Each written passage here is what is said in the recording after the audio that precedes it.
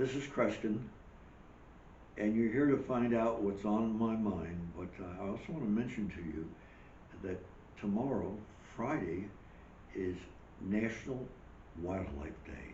And I want to assure you, Bertha, is not reading my mind.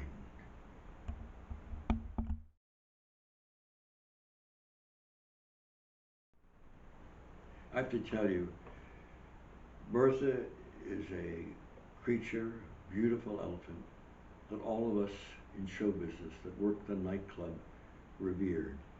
It was outside of Las Vegas, and there was always an opening act.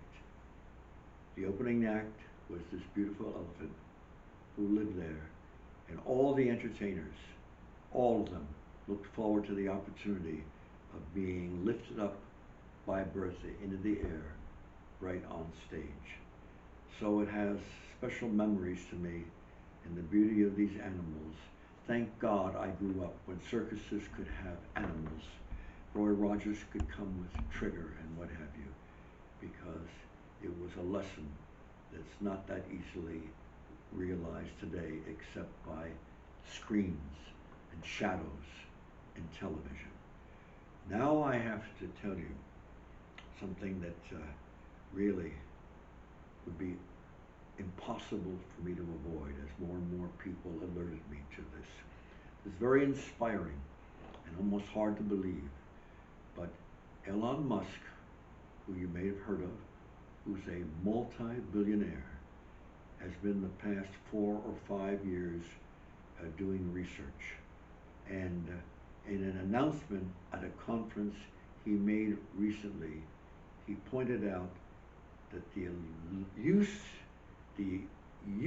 of electronics is being studied by the electronics being placed in the brains of living pigs.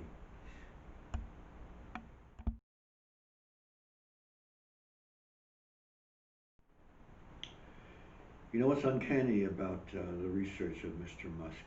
I wrote about this before I ever knew him or heard about him.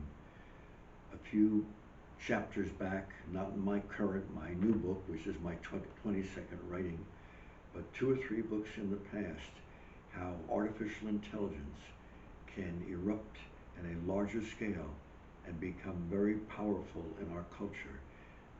His company is called Neuralink, and think about this: mind-reading brain implants that he's putting in the brains of pigs. These are microscopic pieces, and they're ways of studying how animals think, react to certain phenomena, because in the future what they want to do is to be able to place some kind of devices inside the brains of human beings. He pointed out that in the beginning this is going to be an extremely pricey situation, obviously. Brain surgery in itself is pricey, let alone planting. And robots are going to somehow be programmed to place these microscopic threads or devices within the proper parts of brains. Costly, yes, but he says after a few years it will only cost a few $1,000s per treatment.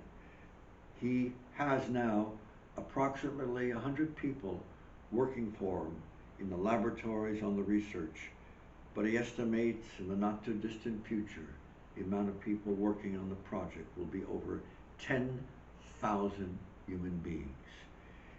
It'll even be possible, think about this, possible to those who've lost their hearing or are blind, to pipe music into their brains, not music they'd have to hear with whatever devices we have with hearing aids that may not be working, but somehow in the brains of a person.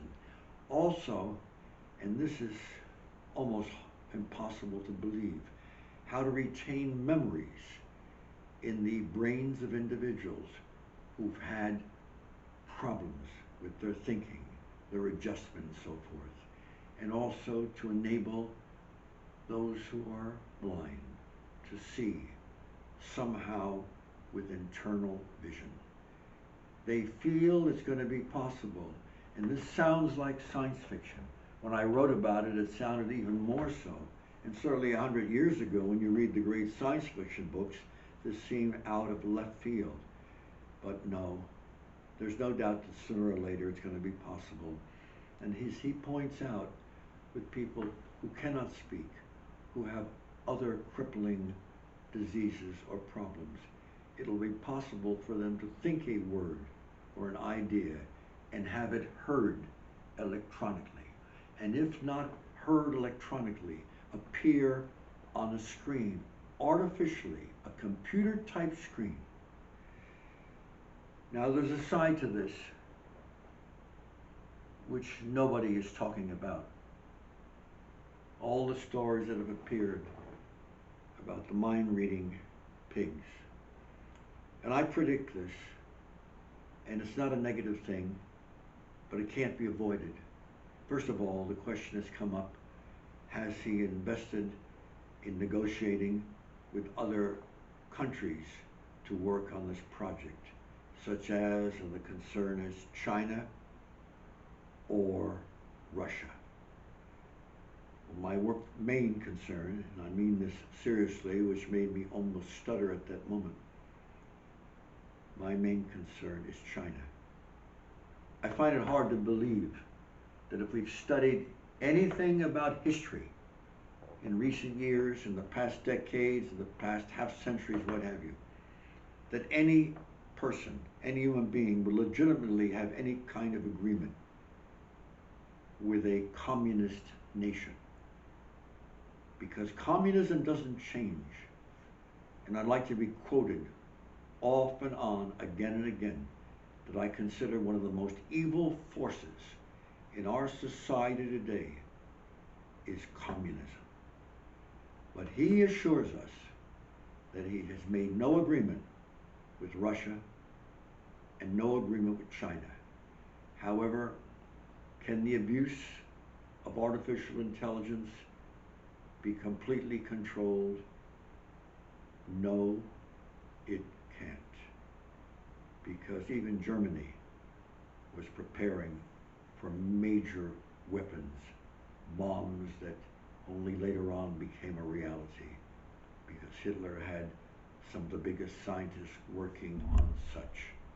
No, you cannot avoid this. And inevitably, probably the communists, with all the hundreds and hundreds of researches that they have stolen from the United States, from our universities, that Red China as a communist nation has stolen. And anybody, any American citizen would have financial agreements with China. But no, sooner or later, devices and attempts will be made to make enemies of the free world in danger by the use of electronics, using the brain to either program people, lock away secret information that they're not even conscious of, and on and on. And I will talk at some length about this in the future, because prepared to be stunned. Right now, though, let's celebrate. Let's celebrate Elon Musk's contribution to man's security, health, and happiness. Oh, by the way, I don't want to forget, my book, The Adventures of Yours Truly, is available, and you can order it by, if you want to, as a matter of fact, by simply www.kreskinbook.com. And oh, one more thing. Yes,